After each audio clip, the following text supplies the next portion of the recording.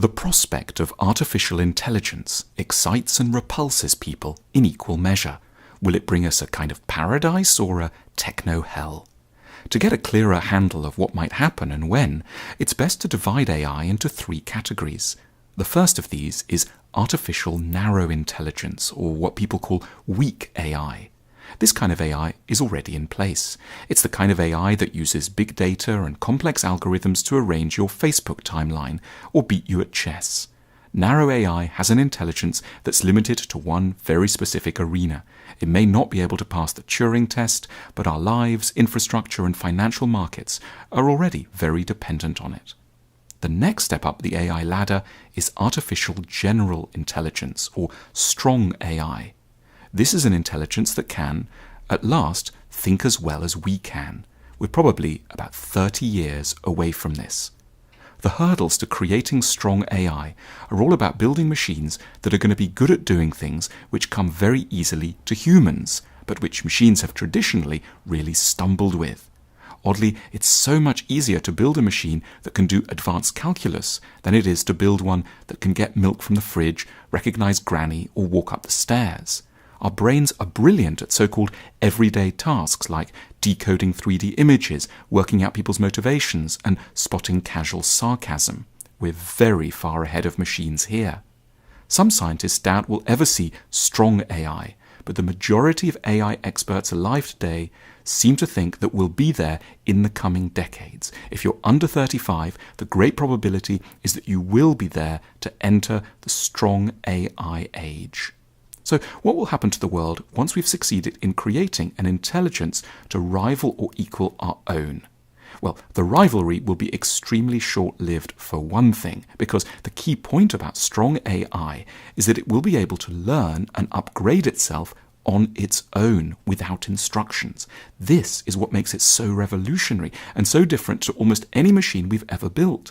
The maker won't be in charge of mapping out all the possibilities of the thing he or she has made.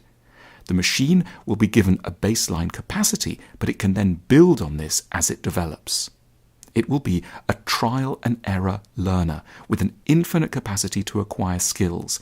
It'll have what AI professionals call recursive self-improvement.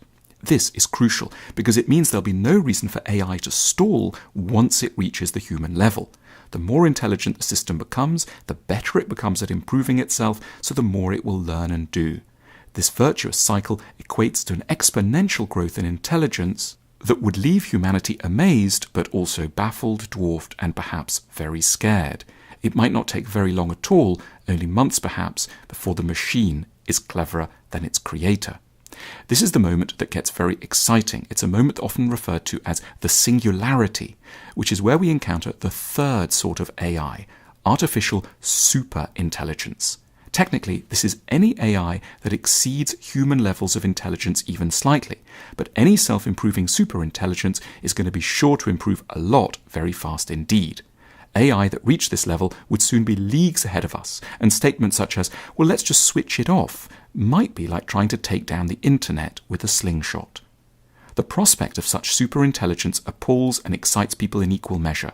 We're approaching two alternative futures with the speed and uncertainty of a skydiver who can't quite remember if he's wearing a parachute or a rucksack. Some, including Bill Gates, Stephen Hawking, and Elon Musk, are so scared they believe that we're unlikely ever to be able to effectively control any superintelligence we create. Artificial minds will just single-mindedly pursue their aims, and these aims may not necessarily coincide with ours. A machine wouldn't specifically want to kill us, but its amorality would mean that it would be willing to cause our extinction if necessary. These critics point out that intelligence is not value-loaded. It's tempting to assume that anything intelligent will just naturally develop vaguely human values like empathy and a respect for life. But this can't be guaranteed because ethical values are based on purely human axioms, and given that we find it impossible to agree among ourselves what's right and wrong in areas like euthanasia or abortion, say, how could we possibly program a computer with a knowledge that could soundly and reliably be deemed moral? Now that's the pessimistic angle, but there is a more cheerful angle, of course. According to the optimists, in a world of artificial superintelligence, machines will still be our servants, we'll give them some basic rules about never killing or doing us any harm, and then they'll set about solving all the things that have long bedeviled us. The immediate priority of superintelligence would be to help us to create free energy, in turn dramatically reducing the prices for almost everything. We would soon be in the era that Google's chief futurologist Ray Kurzweil describes as abundance. Everything currently costly would drop to almost zero, the way that data costs now. Work for money would essentially come to an end. The real challenge would be not getting miserable with all this abundance. After all, Palm Springs and Monte Carlo already now point to some of the dangers of wealthy people with nothing much to do.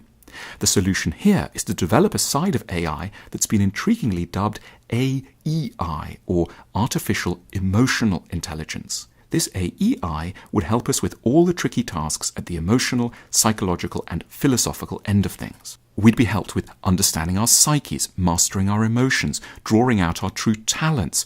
We'd hear what we were best suited to do with our lives, and guiding us to the people with whom we might form good and satisfying relationships. Most of the many psychological mistakes which allow us to waste our lives could be averted. Instead of fumbling through a mental fog of insecurities and inconsistencies, we'd be guided to a more compassionate, happier, and wiser future. Science fiction is sometimes dismissed in elite circles, but we can see now that thinking 20 to 50 years ahead and imagining how life will be is a central task for all of us. We should all be science fiction writers of a kind in our minds. We are poised just before a tipping point in human history. We need to build up the wisdom to control which way we will tip. And part of that means thinking very realistically about things that today still seem rather phantasmagorical. Humans are tool-making animals. We're on the brink of creating tools like no others. So the trick is going to be to stay close to the underlying ancient purpose of every tool, which is to help us to do something we actually want to do more effectively. If we keep our wits about us, there's no real reason our computers should necessarily run away from us. They should just be much, much better versions of our earliest flint axes.